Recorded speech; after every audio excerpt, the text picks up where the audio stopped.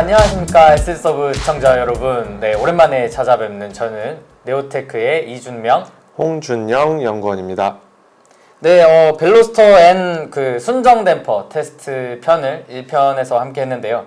그 뒤에 오랜만에 2편으로 이제 드디어 그 찾아뵙게 됐습니다. 네, 기다리시던 분이 많을 것 같아요. 네, 뭐 궁금해하시는 분들이 많더라고요. 다음에 주제는 뭐냐, 뭐 앞으로 뭐 할 거냐, 계속 할 거냐. 네. 그래서 또 한동안 이제 텀이 길다 보니까 기다리시는 그렇죠. 분들도 많고 궁금해하시는 분들도 많고. 네, 맞습니다. 그래서 자, 빨리 우리가 시작해 보도록 할 텐데요.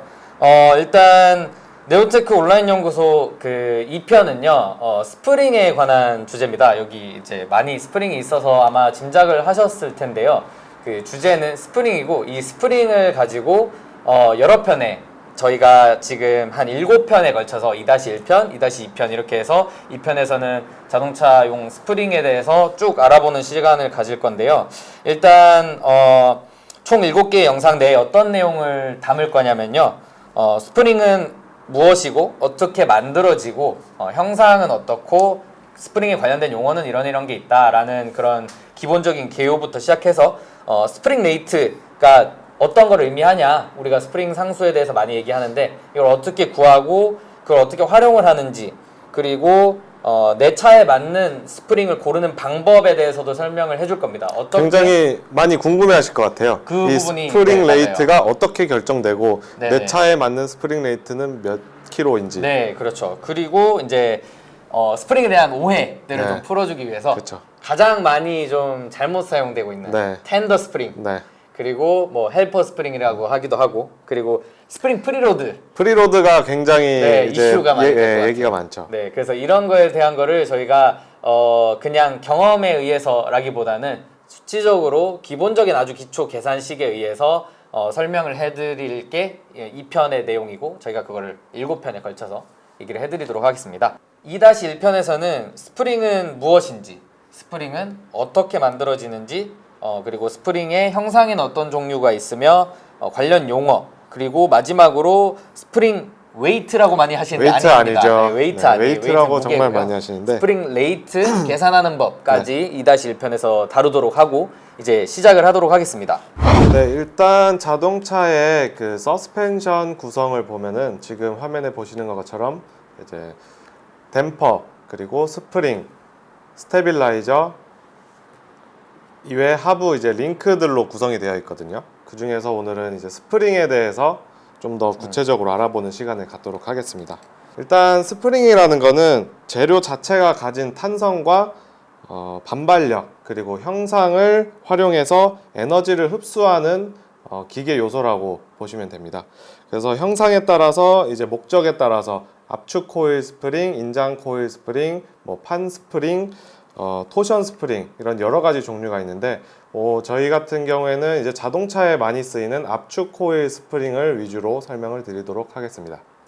코일 스프링에 대해서 알려드릴 거는 코일 스프링의 제작 과정입니다. 어떻게 제작이 되는지, 어떻게 해서 이런 모양을 만들게 되는지를 알려드릴 텐데요. 화면에 지금 그 스프링이 만들어지는 과정이, 제작 과정이 나오고 있습니다. 그래서 첫 번째 코일의 형상을 만들어내는 코일링, 그리고 이제 그 뒷후 공장으로 들어가기 위한 탈지, 그리고 템퍼링, 연마, 소프트 피닝, 그 다음에 2차 템퍼링, 세팅 표면 처리, 이런 식으로 쭉 흘러가게 되는데요.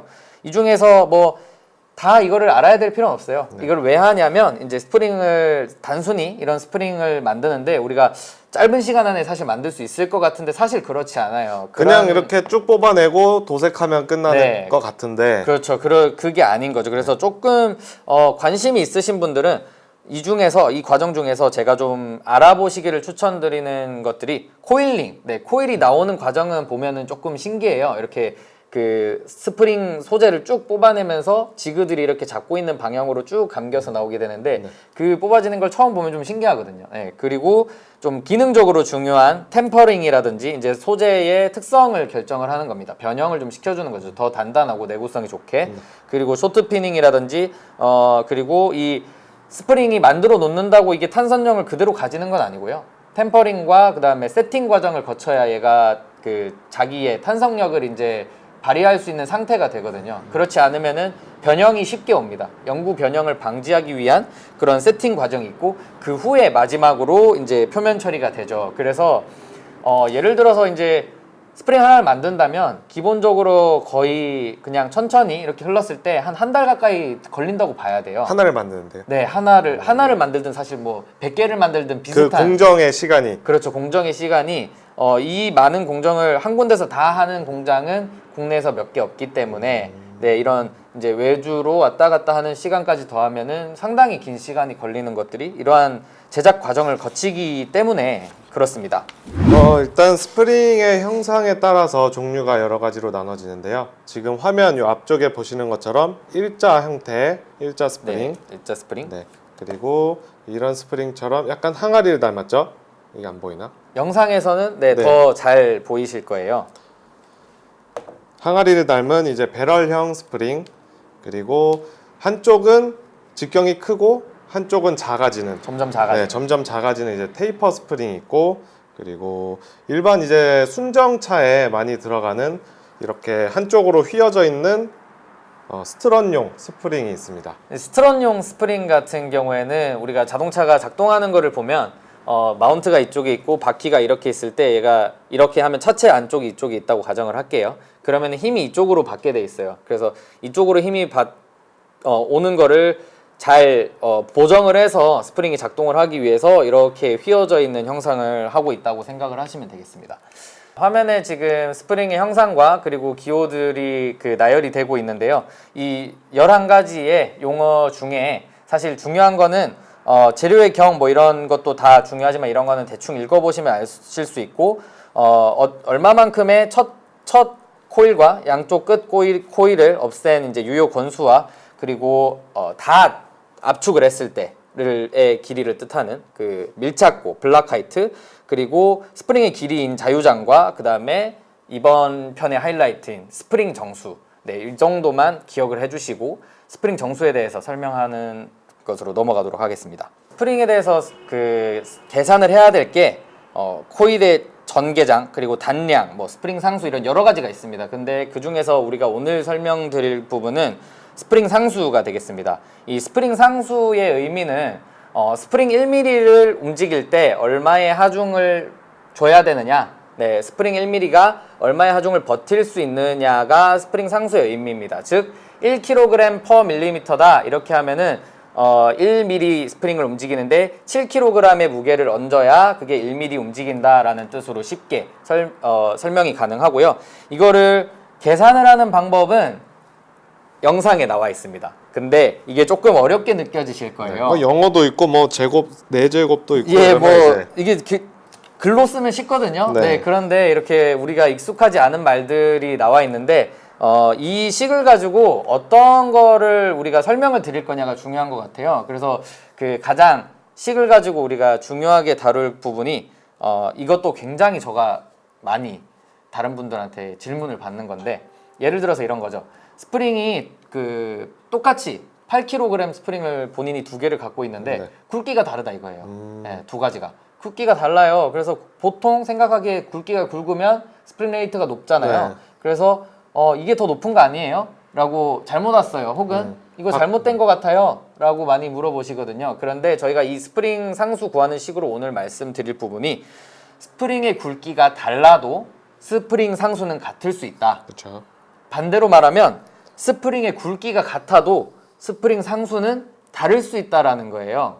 네, 그 부분이 이제 화면에 띄어진 식을 다시 한 번 더 보시면서 계산을 해보시면 굉장히 쉽게 알 수 있는데 여기에 지금 재료의 탄성 계수인 G와 그 다음에 스프링 중심경인 라지 D가 있습니다. 네, 그런데 이런 코일 일자형 우리가 일반적으로 튜닝에서 쓰는 이런 일자형 스프링은 이 G 같은 경우에는 제조업체가 바뀌지 않으면 소재가 바뀌지 않으면 탄성 계수는 변하지 않아요. 그리고 이렇게 일자형이라면 우리가 라지 D 여기에 적혀 있는 라지 D가 스프링의 직경이 되겠죠. 그렇죠. 스프링의 직경이 달라지지 않는다면 굵기와 권선수를 보고 우리가 스프링을 레이트를 설명을 할 수가 있거든요. 그래서 G와 라지 D가 제한이 될 때 재료의 경과 스프링 유효 권수로 차이를 만들 수가 있기 때문에 그런 굵기가 달라도 네, 같은 레이트가 될 수 있다는 거예요. 그래서 저희가 두 가지의 스프링을 준비해봤습니다. 요 앞에 이제 두 가지 스프링이 있는데요. 이게 이렇게 보면은 굵기 차이가 좀 보이시나요? 지금 여기 보면은 이것도 8kg고요. 네. 얘도 8kg입니다. 네. 네, 그런데 길이를 한번 두께를 한번 재보도록 할게요. 지금 버니어로 이 두께를 재보면 이 스프링 같은 경우에는 길이가 긴 스프링은 12.65가 나옵니다. 12.65가 나오고 짧은 스프링은 10.8이 나와요. 네, 그러면은 당연히 얘가 좀 굵고 튼튼해 보여서 이게 좀 더 굵지 않나라고 스프링 생각되지만 레이트가 높지 않나. 그렇죠. 스프링 레이트가 높지 않나. 하지만 둘 다 8kg라는 거죠. 이게 왜 그렇게 되냐면은 이게 비록 그 두께가 얇지만 이 유효 권선수가 다르다는 거죠. 그래서 이게 굵은 만큼 얘가 보정을 해주는 거예요. 이 사이가 더 넓어서 권선수가 적어서 스프링 레이트를 높게 해주는 역할이 되는데 식을 보시고 숫자를 한번 넣어보시면 어려운 계산이 아니라서 아마 하실 수 있을 거예요. 그리고 권선수 같은 경우에 이 마지막 두 단을 제외를 하고 이 사이에 있는 권선수가 늘어나면 그냥 정수의 비례를 합니다. 한 배 늘어나면 한 배가 늘어나고 두 배 늘어나면 스프링 레이트가 이제 두 배 작아지는 거죠. 네. 이제 분자에 있으니까. 그렇지만 이 두께 같은 경우에는 식에서도 나와 있듯이 스몰 d의 4제곱의 그 비례를 하게 됩니다. 그러다 보니까 조금만 두께가 높아져도 커져도 이제 스프링 레이트가 많이 커지는 효과. 그 다음에 얘는 두 개가 더 생겨도 그냥 두 배만큼만 되는 네, 그런 식으로 계산을 하시면 됩니다. 지금까지는 그 스프링의 중심경, 이런 일자 타입의 직경이 일정한 스프링을 비교를 했었는데, 이제 이 형상이 달라지면 어떻게 되느냐, 이런 식으로 배럴형처럼 스프링이 직경이 커졌다가 작아졌다가, 네, 이런 순정을 보면 좀 더 순정 스프링을 보면 더 티가 많이 나네요. 네. 이런 스프링 같은 경우는 이 중심경에 따라서도 스프링 레이트가 달라질 수 있다는 말이죠. 네, 그리고 그렇죠, 예. 권선수와 그 스프링의 굵기, 이런 것에 따라서 스프링 레이트가 달라질 수 있는데, 화면에 보시는 것처럼 배럴형이나 이제 테이퍼 스프링 같은 경우에는 그 직경이 변하면서 그 사이의 권선 간격이 좀 변화한다거나 네네. 이런 식으로 스프링 레이트를 일정하게 설계를 할 수가 있는 것이죠. 네네. 그래서 모양만 보고 스프링 레이트를 말할 수는 없다. 그렇죠. 네, 그리고 두께만 가지고도 말할 수 없고 여기에 들어가는 이 변수들을 다 같이 고려를 해서 스프링을 그 상수에 대해서 얘기를 하셔야 된다는 겁니다. 그래서 이번 편 지금 여기까지 이제 마무리를 하겠고요. 스프링 상수가 어떤 걸 의미한다라는 거를 말씀드렸기 때문에 두 가지만 기억을 하시면 돼요. 굵기에 너무 집착하지 마라. 네. 네, 그리고 스프링 상수를 구하는 방법은 인터넷에 두드리시면 너무 쉽게 나오기 때문에 필요하시면은 식을 한 번 정도 보시고 스프링 상수에 대해서 말씀을 하시면 앞으로 여러분들의 스프링을 선택하시는데 굉장히 큰 도움이 될 것 같습니다. 다음 2-2편에서는 저희가 한 가지 주제만 다룰 겁니다. 오늘 스프링 레이트를 어떻게 구하는지 했고, 이 스프링 레이트가 과연 진짜 의미가 뭐냐, 그냥 단순히 1kg이면 1kg per mm가 끝이냐? 스프링이 그렇게 단순한 건가? 네, 그거밖에 알 게 없어? 네. 네, 그건 거기에 아니죠. 대해서 네. 그건 아니기 때문에 이제 다양한 이야기들이 있기 때문에 네, 거기에 대해서 설명을 드리도록 하겠습니다. 시청해 주셔서 감사합니다. 알아두면 쓸모있는 서스펜션 브레이크 이야기. 네오테크 온라인 연구소.